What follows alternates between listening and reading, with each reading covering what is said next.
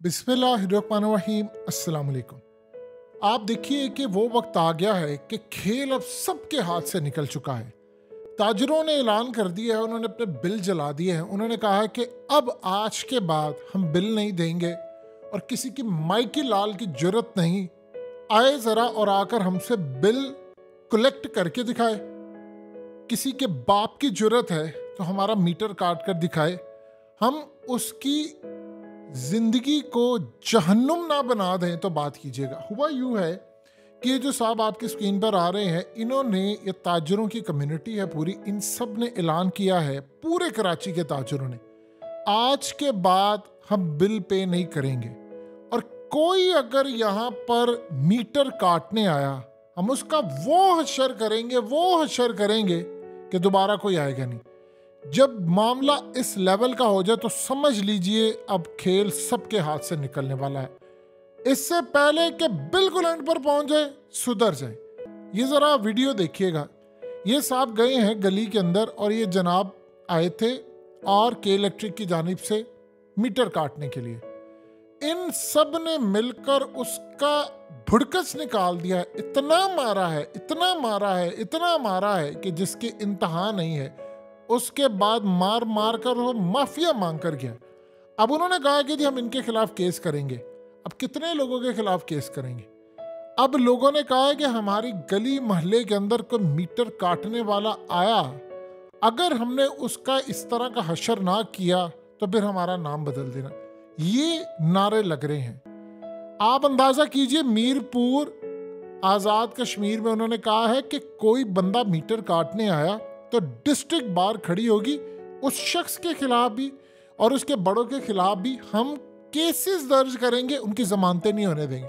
देखिए, ये जो मीटर काटने के लिए आते हैं, ये कौन लोग होते हैं? ये तो छोटा तबका है।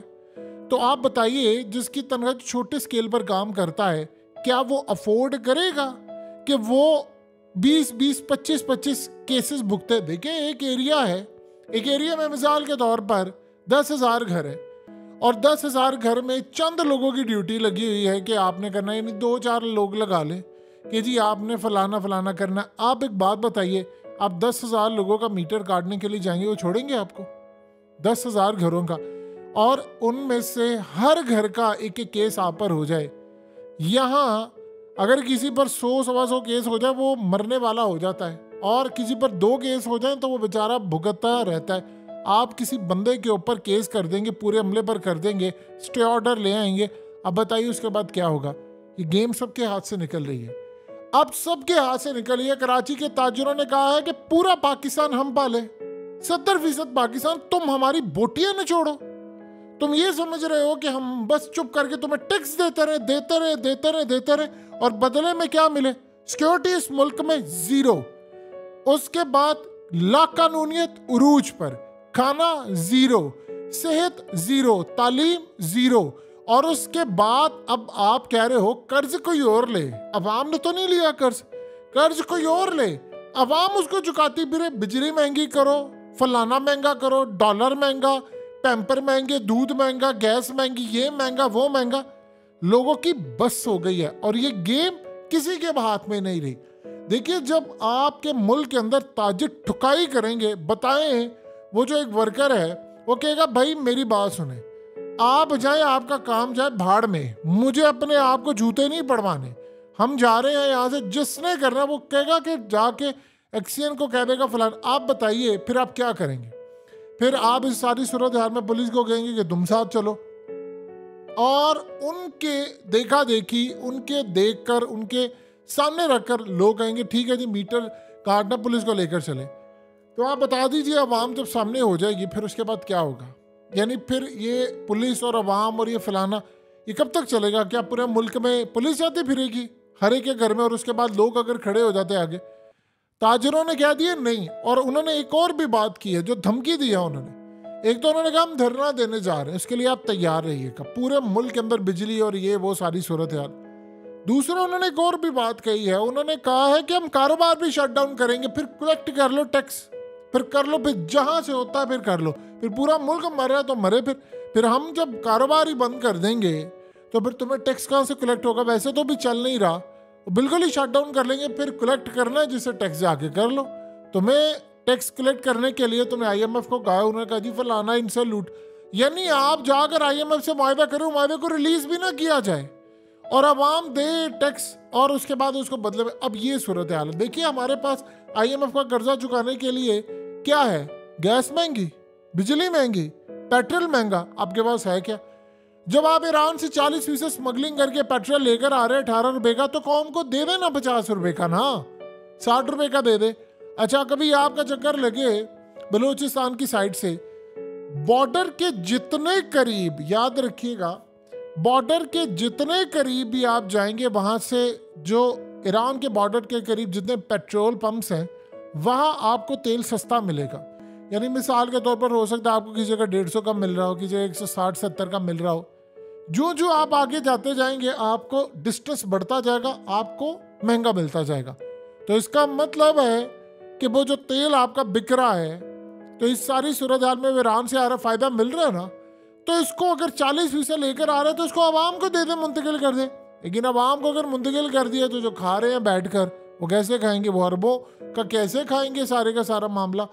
ये कहना जी वो फलाना वो जी वहाँ के लोगों का रोजगार लगा हुआ है, वो जिनका रोजगार लगा उसकी आड़ के अंदर जो पीछे बैठकर खा रहे हैं वो क्या है, रोजगार लगा हुआ है। कैसे रोजगार लगा हुआ, जरा ये तो समझा दे।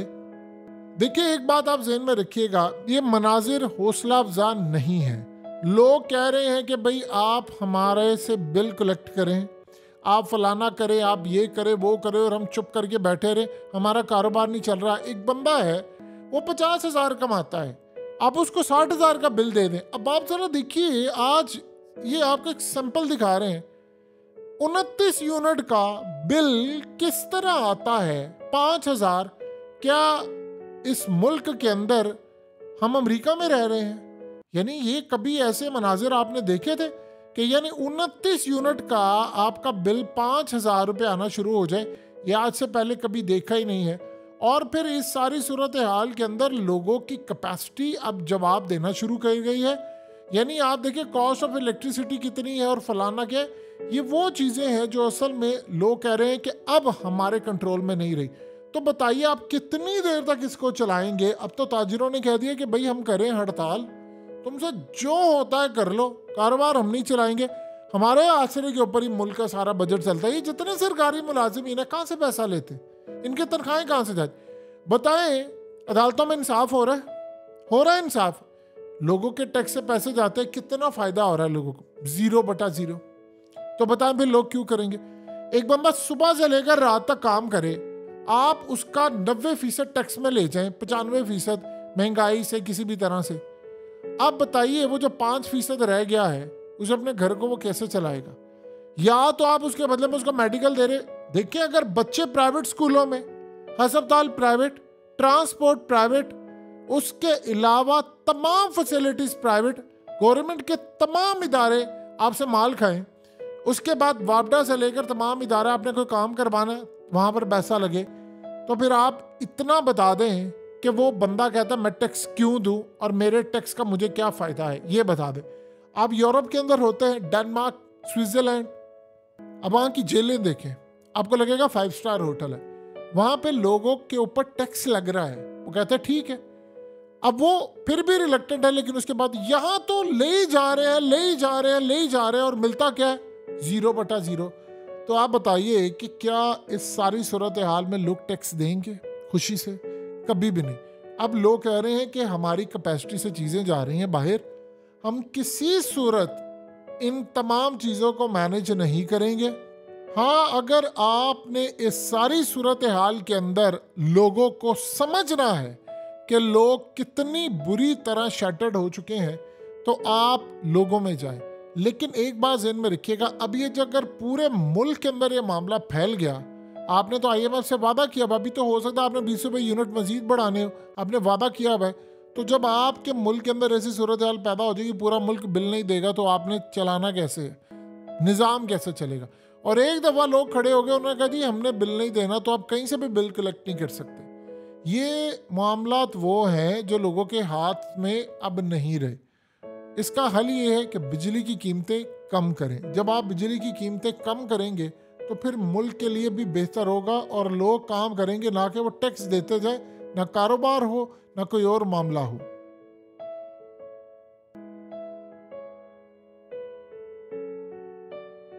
हकीकत टीवी को सब्सक्राइब करना मत भूलें, वीडियो को लाइक करें, शेयर करें और कमेंट सेक्शन में अपनी राय का इजहार ज़रूर करें।